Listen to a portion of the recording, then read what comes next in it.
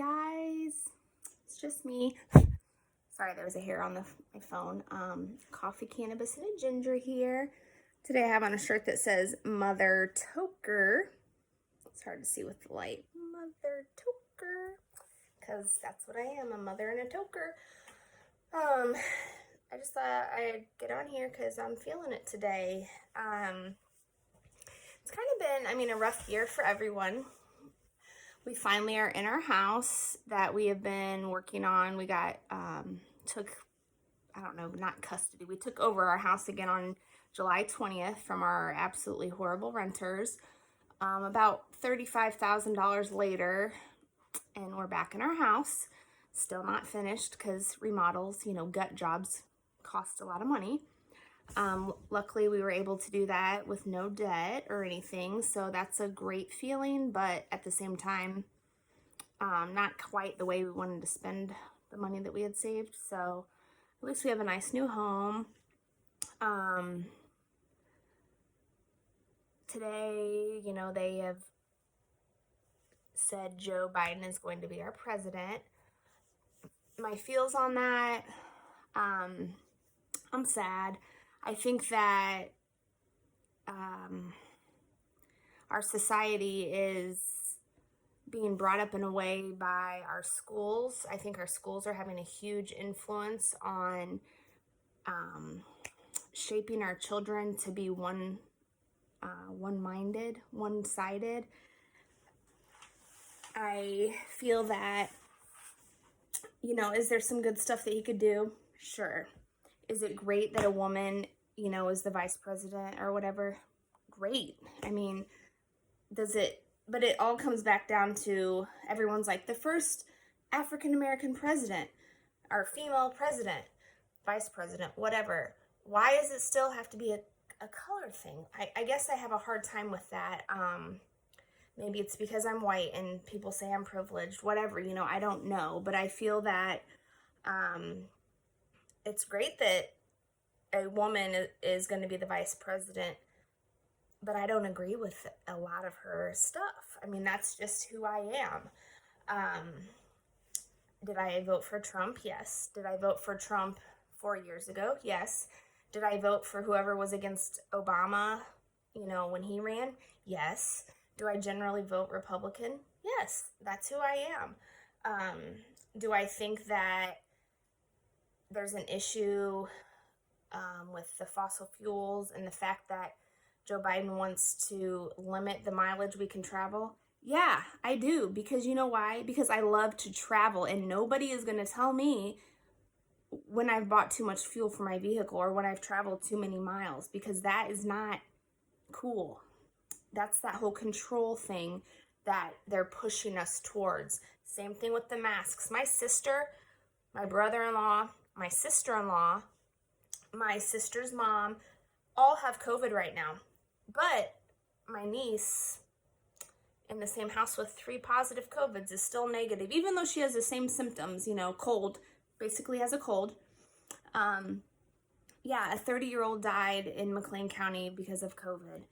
Okay, 30-year-olds die sometimes from heart attacks, and sometimes 30-year-olds die from, diabetes complications or from suicide or from drug overdoses. Apparently, when people die, it's your time to go. My grandma is 91, turned 91 last week. She knows the risk that she takes to go out in the world every day. She's had that conversation with my mom that I would rather go out and live out my life doing the things I enjoy than sit at home and be scared that I might get this virus and it might kill me. And that's the mindset that I wish more people had. That's great. If you guys want to stay home and, stay bunkered down all winter long, that's fine, but I'm not going to do that with my family. There's so much, life is so short. If you think about it, my son is 15 years old. That means in 3 short years, he can legally move out on his own.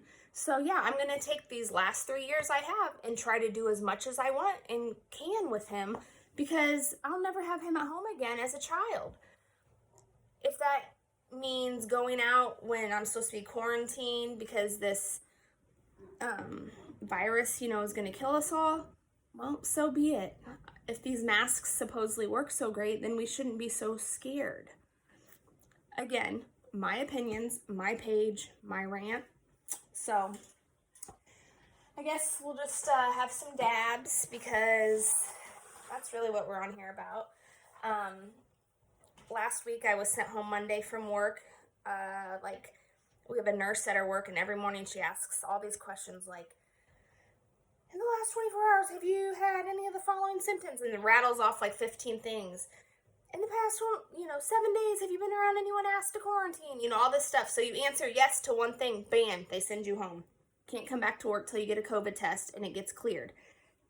So, left work Monday. The line was so long by the time I got there Monday. I went Tuesday morning, first thing, waited in line for an hour and 15 minutes to stick a Q-tip up my nose just to get clearance to go back to work because I had a runny nose and a headache. Come fast forward, got my results last night at midnight. So I've missed a whole week of work now because I had, maybe a minor little cold virus over the weekend, typical fall time allergies, I don't know. But if no one else sees a problem with this, that we're having to get tested and cleared to go back to work, you guys, it's the influenza season too. Are we going to get tested for influenza every time we have a sniffle? It doesn't make sense. And how can it be? Last month when I got tested, it took 24 hours to get the results back so I could get back to work quicker.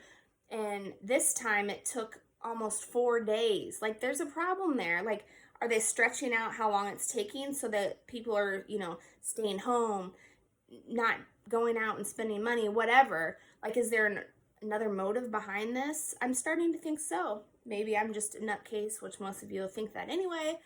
But I also think about stuff like that too. Like, what is the motive behind all this? This is the first illness in my history of being alive that the government has just paid for all these tests. People are going and getting tested weekly or every other day just because either they're nuts and have so much anxiety they have nothing else to worry about.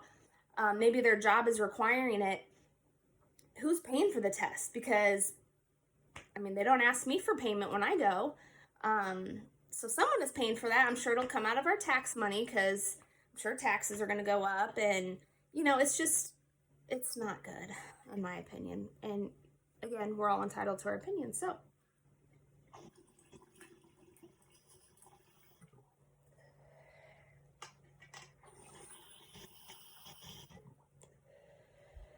back to pot farming.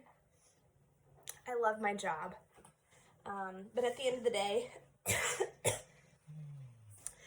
I hurt my back 5 years ago and ended up having back surgery 3 years ago. Haven't had any issues with my back until about a month ago. I hurt it at work. Went to the doctor, got cleared by the workman's comp doctor, OC Health, whatever, to go back to my regular job. Worked my regular job for 2 weeks, and my back has been miserable since. So I've now had an MRI of my back, and I've been placed on light duty until I can meet up with the doctor again. But most likely I'm going to have to be making some hard decisions, either to stop working, period.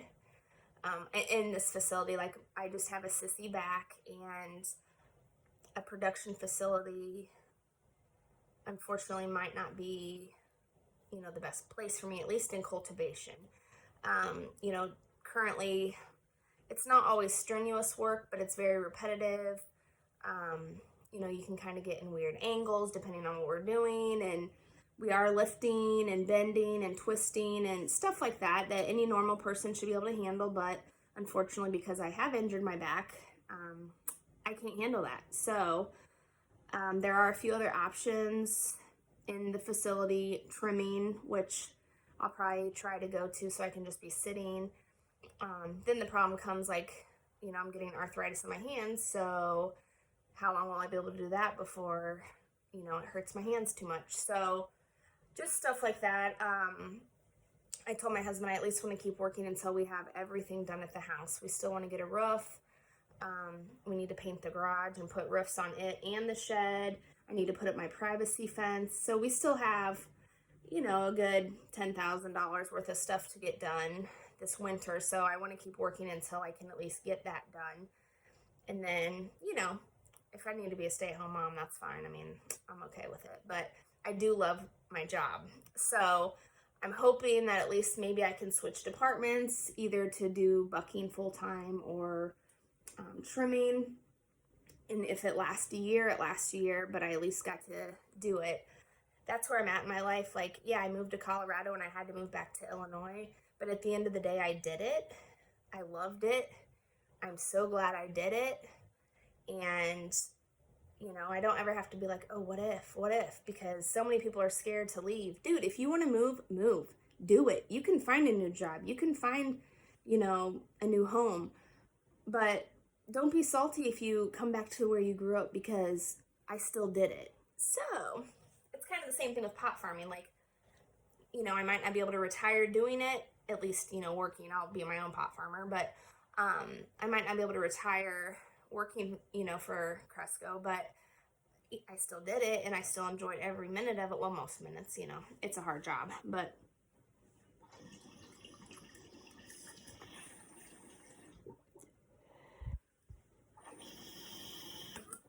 anyway, I just wanted to get out here, you know, share my words. I like to share things. I just feel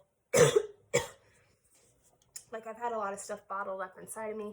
This is why I can't wear my glasses, because you see my ring light, like, looks weird in them. But aren't they cute? Oh, they're so cute. Give me that librarian look.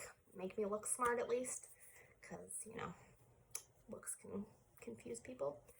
My husband has been gone all day. He was going to go do one of his deals, but I guess, you know, sometimes the deals just don't happen, so he'll be home in a little bit. My son's at my mom's.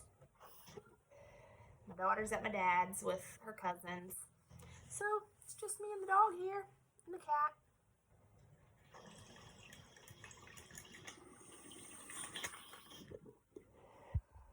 Some dabs. I must say, it's pretty crazy though. 3 dabs, I don't even feel high at all.